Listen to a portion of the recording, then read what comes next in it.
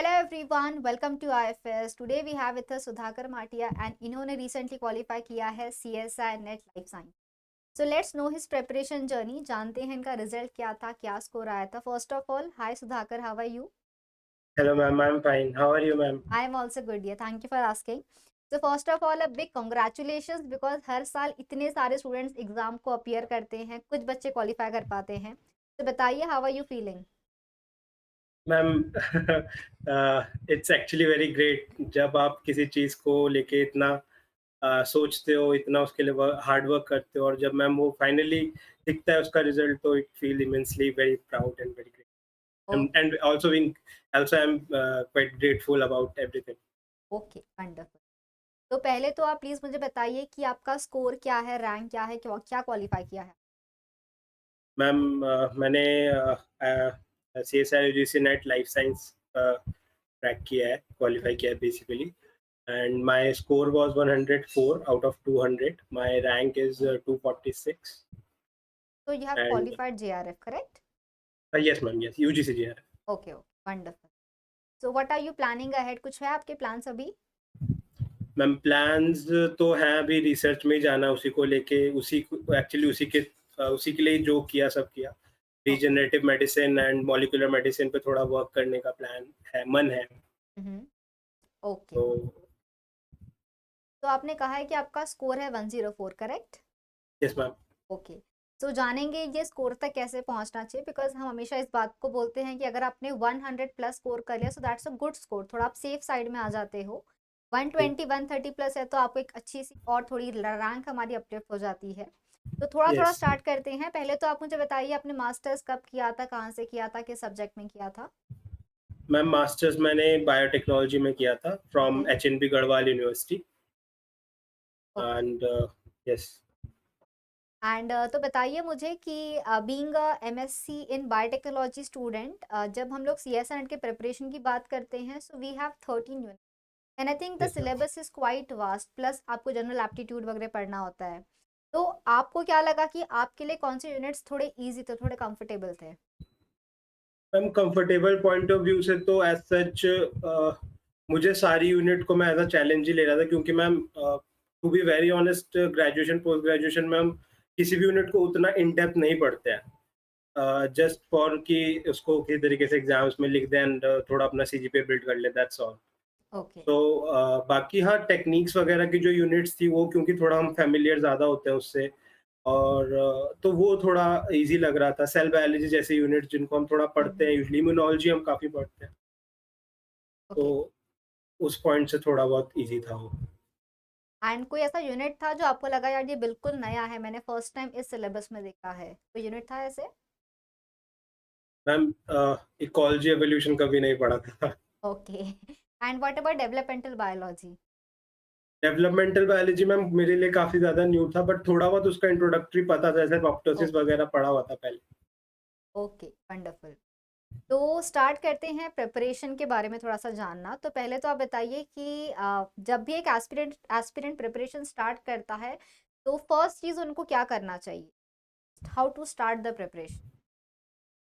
Ma'am to be frankly I could say अगर हम जब भी हमें पता होता है कि क्या हमारी वीकनेस है तो सबसे पहले आई वुड से कि हम अपने लिए एक टाइम फ्रेम फिक्स करें कि ओके। इतना टाइम फ्रेम हमें रखना है और सबसे पहले जो हमारी वीकनेस है हम उसको टारगेट करें। ओके। जैसे मैम मेरे लिए biochemistry one of the biggest challenge था मेरे लिए, तो मैंने सबसे पहले उसी यूनिट को टारगेट किया एंड जब वो मेरी यूनिट कंप्लीट हो गई तब मैम आई वाज लाइक कि अब तो कुछ भी हो जाएगा। ओके। सो जो लगता है कि बिल्कुल नहीं कर पाएंगे, उसको एक चैलेंज की तरह ले लिया और फिर लगा यार ये कर लिया तो बाकी तो कर लेंगे। Yes ma'am, exactly. चलिए, वंडरफुल। सो अगर हम बात करेंगे हमारे 13 यूनिट्स के प्रिपरेशन की, तो क्या लगता है कहाँ से स्टार्ट करना चाहिए, कहाँ पे आके एंड करना? मैम 13 यूनिट्स में आई वुड से कि हमें शुरू की जो 4 यूनिट्स हैं, फंडामेंटल यूनिट्स हैं, उनको सबसे पहले करना चाहिए कौन और कौन से? उसके साथ-साथ हाँ जी। कौन कौन से वो 4 यूनिट्स आप बताओगे थोड़ा अ नाम? फर्स्ट बायोकेमिस्ट्री, दूसरा cell biology, third molecular biology and fourth signalling and immunology. Immunology, okay, perfect.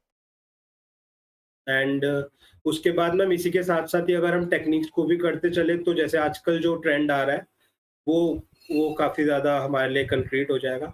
उसके ओके। बाद मैम एक यूनिट हम प्लांट या एनिमल में से कोई कर सकते हैं, और ecology evolution I would say कि हमें करना ही चाहिए, क्योंकि एज़ हम्म। अ बायोटेक स्टूडेंट हम उसको अवॉइड करने की कोशिश करते हैं। बट जब करते हैं देन वी विल रियलाइज़ कि ये तो काफ़ी इंटरेस्टिंग यूनिट्स है एक्चुअली। सो आई थिंक वो इकोलॉजी एवोल्यूशन नया होता है हमारे लिए, बट वो यूनिट्स बहुत लेंदी नहीं है। थोड़े कुछ यस, कुछ कॉन्सेप्ट्स है और फिक्स्ड क्वेश्चंस है जो आप सॉल्व करोगे तो, और आंसर्स भी आपके इजीली जल्दी आ जाते हैं। यस कुछ मैम। कुछ फंसाते हैं। Okay, wonderful. एंड आपने कितने यूनिट्स टारगेट किया था इस एग्जाम के लिए? मैम मैं थोड़ा डेवलपमेंट को मैंने थोड़ा रखा था कि उसको मैं बिल्कुल लास्ट में करूँगा। ओके। अ, उसके अलावा सारी यूनिट्स को मैंने कोशिश किया कि मैं टच करूँ, थॉरली करूँ। तो मतलब आपने इनिशियली 12 मैंने यूनिट्स 10 किए यूनिट्स थे? के साथ शुरू किया था। Okay, okay. तो दैट्स अ वंडरफुल स्ट्रैटेजी कि हर चीज़ को आपने रखा था कि कुछ ना कुछ तो हम यहाँ से कर लें। That's yes wonderful. Ma'am. And was this your first attempt? No ma'am, it wasn't my first, it okay, was actually we can say third. Okay, fine. So क्या लगता है कि पिछले अटेम्प्ट्स में क्या मिस्टेक हुई थी जो शायद आपने इस बार उसको रेक्टिफाई किया एंड यू क्वालिफाइड? कुछ बताओगे उस बारे में? मैम लास्ट अटेम्प्ट्स में ऑब्वियसली जो सबसे एक तो सिलेबस थोड़ा कम कवर किया था। ओके। अ, और दूसरा था ऑब्वियसली जब सिलेबस कवर कम होता है तो हम क्वेश्चन प्रैक्टिस भी लिमिटेड करते हैं। तो ये दोनों चीज़ें रेक्टिफाई करी थी, एंड इस बार मैम थोड़े मॉक टेस्ट में ज़्यादा वो किया था। वंडरफुल। तो बहुत ही अच्छा कि आपने लास्ट टाइम शायद कुछ यूनिट्स स्किप हो गए होंगे, कुछ पार्ट्स आपका रह गया होगा, but you didn't give up, you studied everything very well and finally you have qualified, so that's a great thing.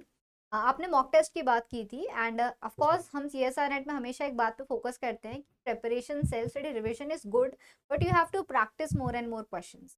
तो कैन यू टेल मी कि प्रैक्टिस क्वेश्चन के दौरान बच्चों ने क्या क्या लर्निंग्स को याद रखना चाहिए, या ये हमें हर जगह यूज करना है, anything like that? A, ma'am सबसे पहले तो जब भी हम मॉक टेस्ट वगैरह को सॉल्व करते हैं तो सबसे मेन हमारे एक माइंड में टाइम फ्रेम सेट हो जाता है, किसी भी क्वेश्चन को करने के लिए हम पर्टिकुलरली हम सेक्शंस को कैसे टारगेट करते हैं। तो उन चीज़ों को सबसे पहले अगर हम टाइम फ्रेम को एक्चुअली मैनेज करने लग जाएँ तो एग्ज़ाम काफ़ी हद तक हमारे कंट्रोल में आ जाता है। एंड तो आप मुझे बताओगे कि आप कैसा मैनेज करते थे? टाइम उतना ही है, 3 सेक्शंस है, सो हाउ यू मैनेज, किस सेक्शन से स्टार्ट करना है, कितने टाइम में आप क्या सॉल्व कर लेते थे? मैम ऑब्वियसली मैं पहले तो सी यूनिट सी सेक्शन से ही स्टार्ट करता था, और उसमें मैम क्योंकि मैक्सिमम मार्क्स उसी से आने हैं तो उसमें हुँ, टाइम थोड़ा चला भी जाए तो कोई इश्यू नहीं है। सो अराउंड 1.25 आवर्स के अराउंड उसमें मैं देता था फॉर सिंगल राउंड। ओके, उसके बाद मैम बाकी दोनों यूनिट्स के लिए अराउंड उसको 45 मिनट्स में अगर वो दोनों हो जाते हैं तो एक हुँ, राउंड और हम सी यूनिट सेक्शंस की के लिए। तरफ आ सकते हैं। ओके, तो वंडरफुल। मैं यही ट्राई करता था करने का। अच्छा, हम बात करते हैं अगर थोड़ा सेक्शन ए की, व्हिच इज़ एप्टीट्यूड।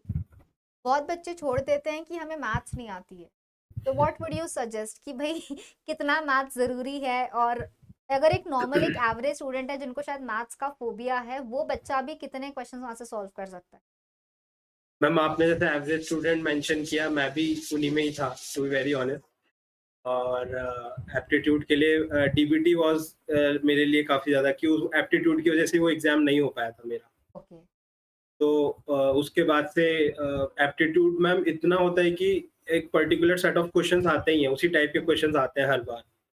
तो हम उन क्वेश्चंस को अगर हम टारगेट कर लें, उनकी प्रैक्टिस करते रहें, और उसके लिए मैम कुछ ज़्यादा करना भी नहीं पड़ेगा। आईएफएस में यूट्यूब में लेक्चर्स लेते रहते हैं दिनेश सर। तो मैंने तो उन्हीं से 1 घंटा, डेढ़ घंटा उन्हीं की हेल्प से जो किया। वंडरफुल। तो आई थिंक आपने खुद ने अपनी 2 मिस्टेक्स बताई है कि डीबीटी नहीं हो पाया बिकॉज़ ऑफ एप्टीट्यूड, आपने वो भी किया।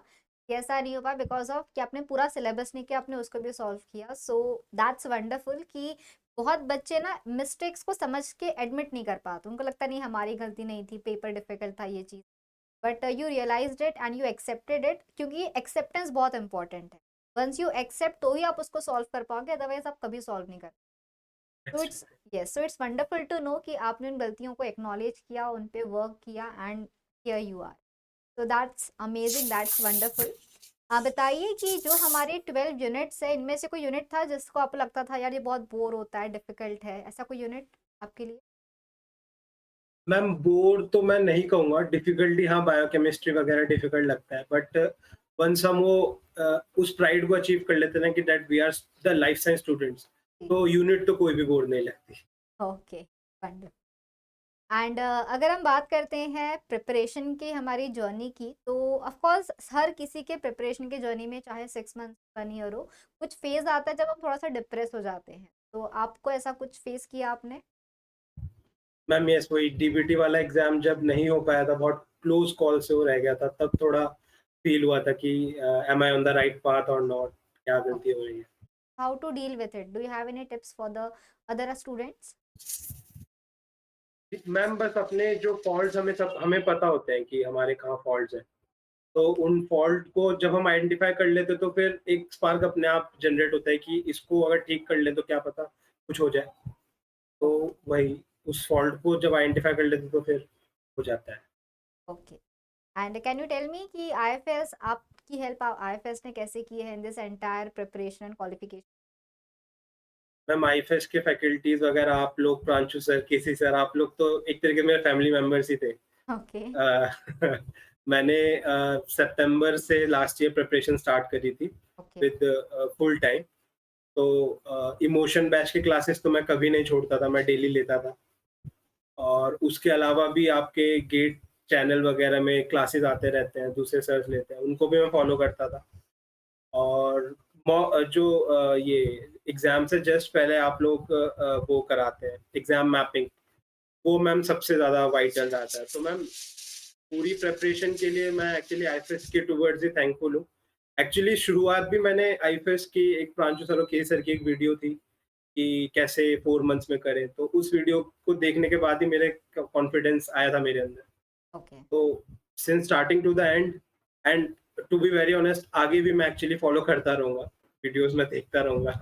वंडरफुल। नहीं, हमें बहुत मज़ा आता है जब हमारे कुछ स्टूडेंट्स जो क्वालिफाइड है कहीं और है, दे जस्ट एक मैसेज करते हैं कि हम अभी इस लैब में काम कर रहे हैं, बाकी बच्चों को आके वो गाइड करते हैं। डेफिनेटली हमें बहुत मज़ा आता है उनसे बात करके।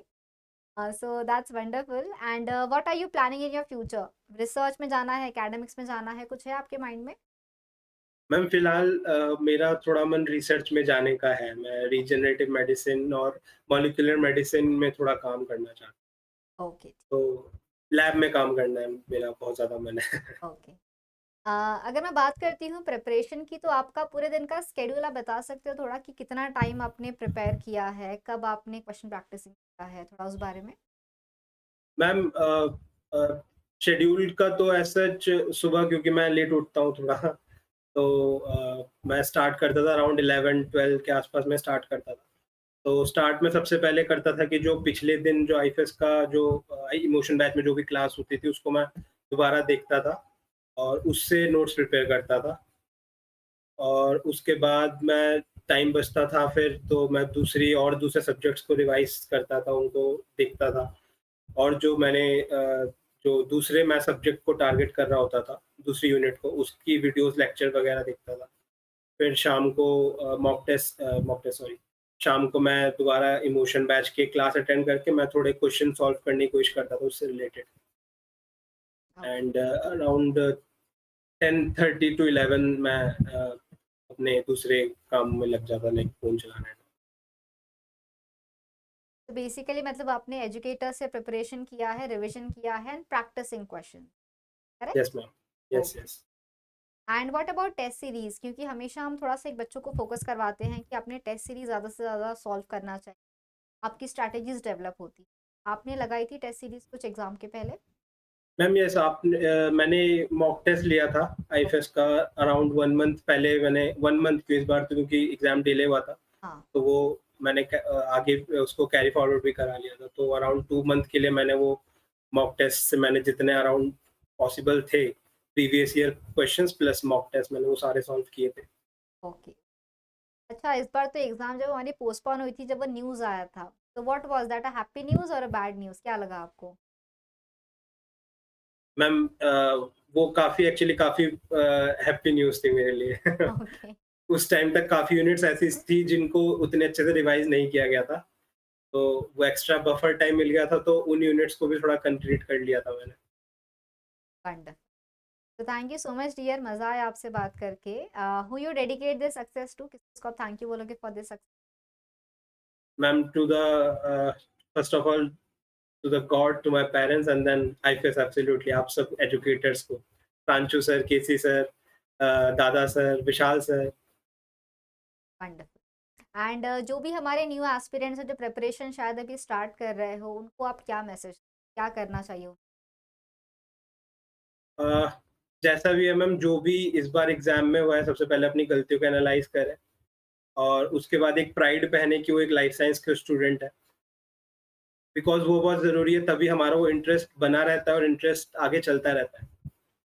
तो उस प्राइड को पहने, अपनी गलतियों को एनालाइज करें और उन गलतियों पे काम करना शुरू करें। वंडरफुल। तो मिस्टेक्स को एक्नॉलेज करें एंड वर्क करें। Brilliant, that's wonderful actually.